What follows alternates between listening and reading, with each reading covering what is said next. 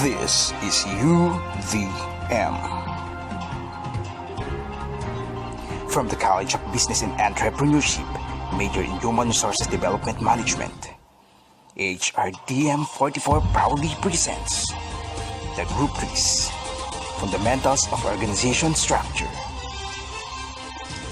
And here they are.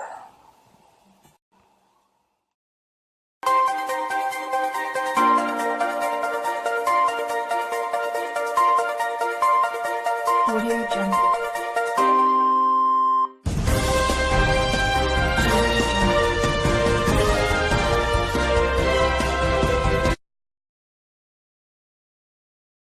Good evening everyone, my name is Hrdm and I'm going to report about design essential.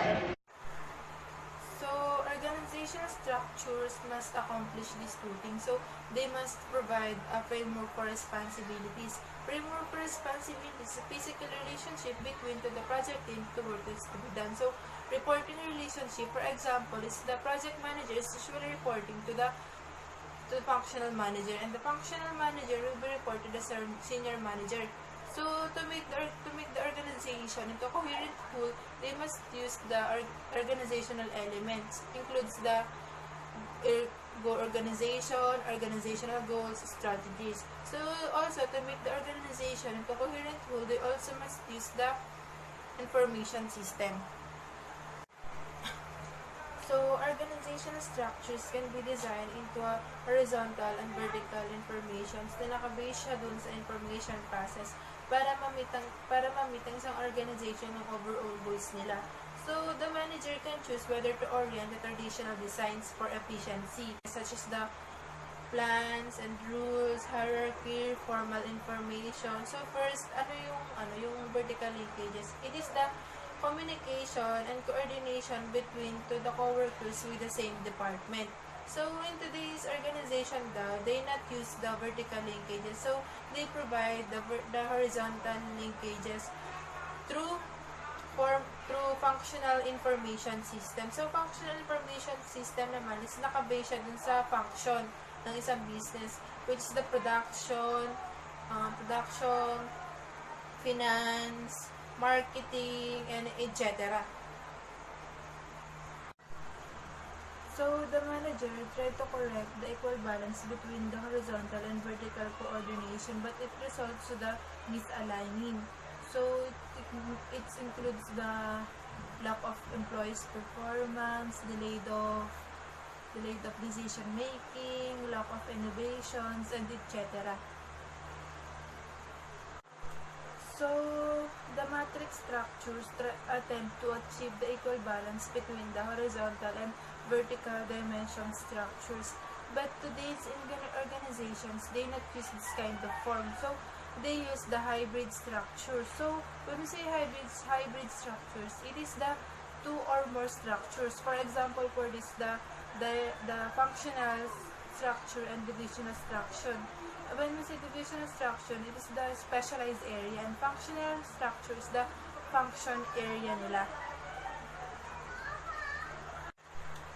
So, finally, sabi dito that organizational chart is only for the boxes and the piece of paper. So, but the real purpose of this structure is to encourage the employees and direct employees into their activities and communications that help the organization to achieve their goals. So, sabi dito that organizational chart is only for the structure, but employees provide the behavior. So, the purpose of this organizational chart is to encourage the employees to work together.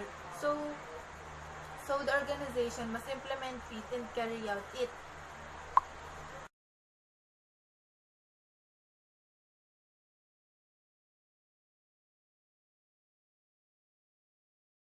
Question number 1. My name is Mafisa Ibrahim and my report is all about vertical information sharing. Ito ay kung paano nagko-coordinate yung mga employees or how they communicate.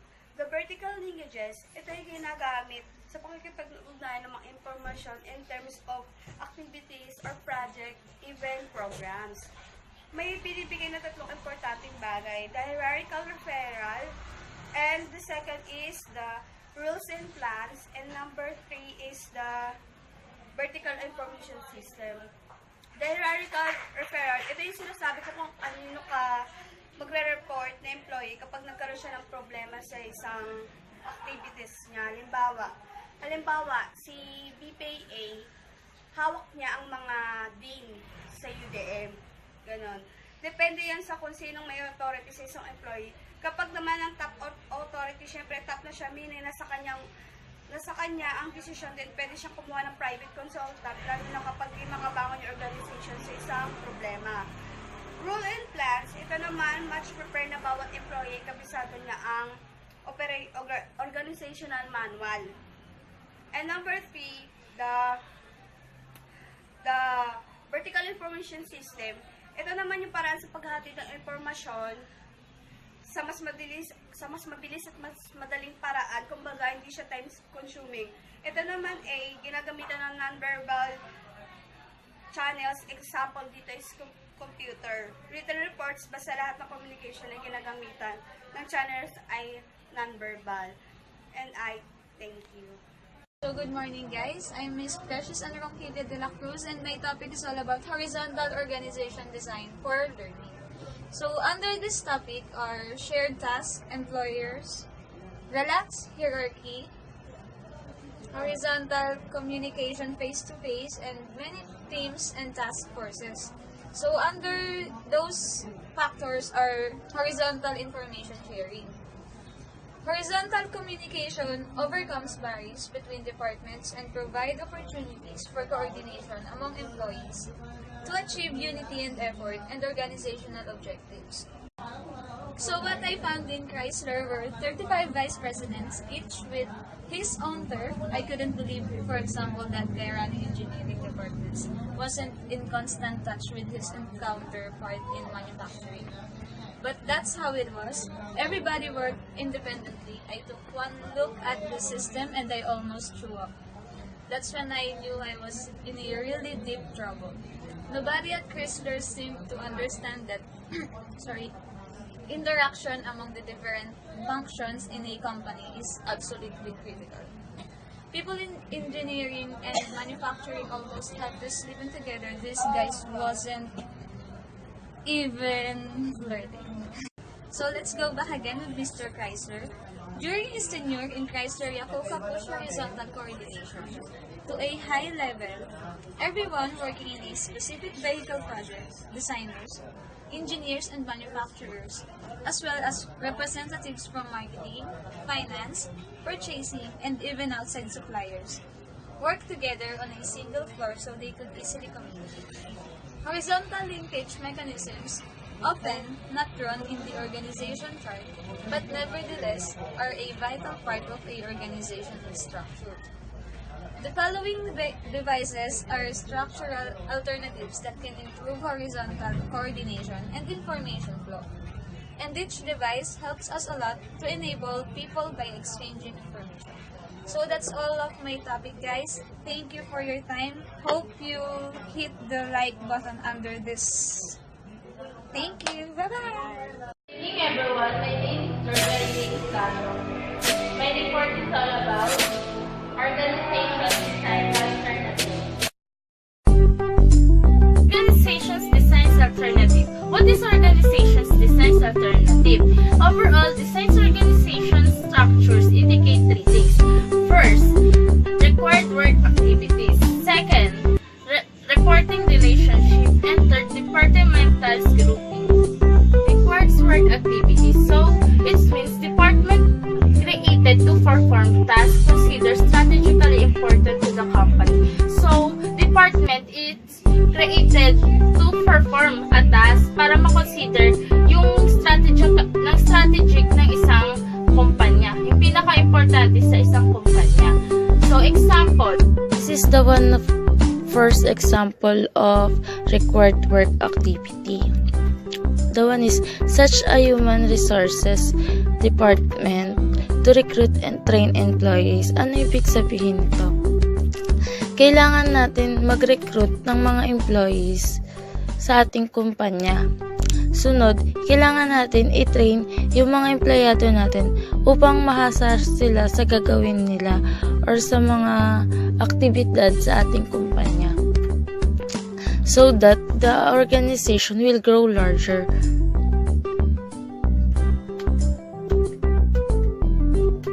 And more complex. Then, the manager find that more function need to perform. Bakit? Kasi yung manager pipili siya or maghahanap siya ng mas functional na mas nangangailangan mag-perform sa isang business or mas magaling or ma-train pa ng gusto. Next is reporting relationship. What is reporting relationship? This is the change of commands are represented by vertical lines of an organization chart. So, ito yung change ng isang na nagko-command or nagre-represent sa isang vertical line dun sa organization chart nila. For example, this is the one of example of reporting relationship. So, the first one is dotted line reporting. So, what is the dotted line reporting? To more than one person, dotted line of one organization chart indicate that employees or manager report to more than one person. So, yung dotted line sa isang organization chart, hindi lang isang tao yung gumagawa ng report nito. Kung hindi, ini-indicate nito yung mga empleyado tsaka yung manager na gumawa ng report to more than one person. So, the next slide is you can see this sample of dotted line reporting.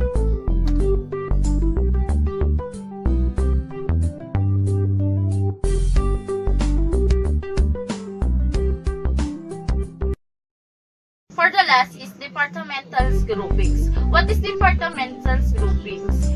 This is the option for the departmental grouping, including functional grouping, divisional grouping, multi-focus grouping, and the horizontal virtual grouping.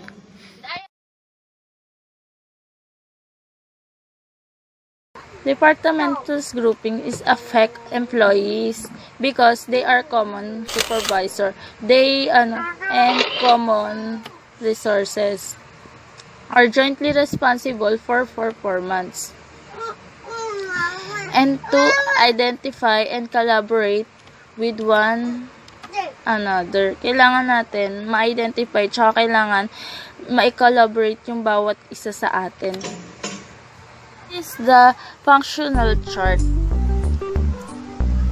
First, production department, finance department, marketing department, and human resources department. Functional groupings means place together employees who perform similar function or work process or who bring similar knowledge and skill to bear. So, ibig sabihin, pinagsasama nila yung mga empleyado kung saan pareho sila mag-perform ng isang trabaho at parehas mag-process, tsaka parehas din yung kanilang knowledge and yung mga skills nila of departmental grouping. First one is the functional, then the next is divisional grouping, multi-focus design for grouping, a horizontal structure, and the last is virtual network example. Thank you for watching, and that's all. Thank you.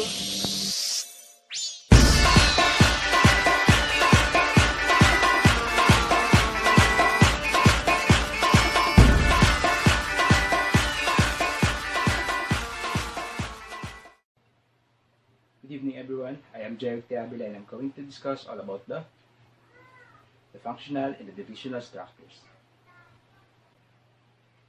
The functional structure departmentalizes an organization based on their common job functions. For example, an organization with a functional structure would group all of the marketers together in one department, group all of the sales people together in a separate department, and group all of the customer service people together in the third department. The next is the divisional structure. Divisional structure is the structure that comprises multiple, smaller, functional structures. Divisional structure have three different types. Number 1, divisional by product based. Number 2, divisional by market based. And number 3, divisional by geographical. Good evening, everyone. My name is Hrdm. My report is all about application and structure design. Application and structural design. The application and structural design. This is a standard design, like for example the building. Kapag pumunta ka ng Makati, yung mga building doon, may any structure or design na makikita mo. May katamtaman na laki kasi nga, more sa Makati, more on the business. The next example is the Tower of Pisa. The Tower of Pisa is one of the greatest or the beautiful tower in the world. Because hindi siya normal kasi nga, yung building na yun is imbalance. The second topic is the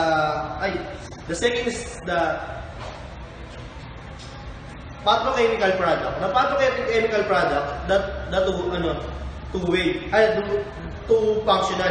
The functional structure. The functional structure is the President, Chief Counsel, Human Resource Director, Technology Vice President, and Financial Service Vice President. And the second is the product structure. The product structure is the Fuel Vice President, Lubricant Vice President, and Chemical Vice President. The second is Port Customer Service Division. The Port Customer Service Division, dito naman yung kung ano yung mabibuild mo sa isang organization, kung ano yung makukuha mo or ano yung ma-achieve nyo. Meron dito naman yung function structure niya, this is the financial, strategy and communication sa mga bumibili, and human resource. The second is the horizontal structure. The director or the process owner. The director or the process owner, kumukuha siya ng supply and logistic group na para umawak ng isang bagay sa kanyang organization. The second is the director and process owner. The director and process owner in the vertical service and group. Ito yung nagsaservice, like for example, kung sa organization, ito yung mga nagsaservice ng IT service, computer service. Last is the direct process owner. Ito yung may technical support group. Ito yung technical support group. Ito rin yung parang katulad din siya sa vertical service group. Parang sila yung mga nagkakadap or tumutulong sa organization kung paano ma-solve yung isang problema. The next is the structural alignment. The structural alignment, ito yung pagkakasunod-sunod na lahat ng bagay sa isang organization. Hindi naman kailangan nagsisimula talaga sa first level hanggang makapunta ng pinaka-top level. Dahil dito mo rin masukat kung gaano kalakas ang isang organization. The panguna is the symbol of structural deficiency. Dito naman may 4 division ang structural deficiency. Number 1 is the decision making, delay in losing in quality. Doon ay ang kakulangan ng tao kaya hindi nakapag-decision ng tama. The organizational does not respond innovatively in changing the environment. Ito yung hindi sila handa sa mga mangyayari at hindi nila napagandaan yung mga pagbabago na darating.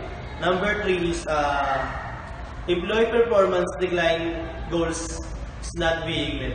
Ito yung hindi nila na-achieve yung goals nila at hindi rin click yung kasi kulang yung tao nila at hindi nila nakukuha yung mga goals nila sa organization. Number 4 is too much conflict evident. Ito naman yung marami ng pagkakamali at hindi na may katama ng samba. That's all. Thank you. I'm Mopre Mabera.